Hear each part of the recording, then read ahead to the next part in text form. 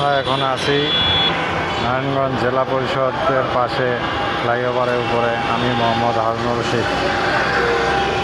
এখন আমরা দেখতেছি নারায়ণগঞ্জ টু সাইনবোর্ড মহাসড়ক। এই সড়কে সবসময় যানজট এবং ব্যস্ততার মধ্যে মানুষের জীবন চলে। আপনারা দেখতেছেন সব সময় গাড়ি চলছে, মানুষ চলছে, রাস্তা পারাপার হইতেছে।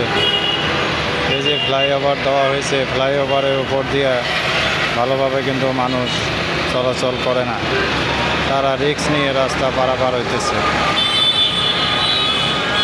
গাড়ির সামন দিয়ে তারা রাস্তা পারাপার করতেছে।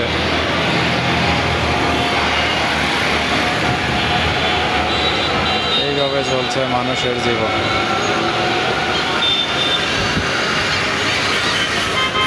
হলো ক্যামব্রিয়ান কলেজ। আমরা ক্যামব্রিয়ান কলেজ এলজিডি পাশে দাঁড়িয়ে।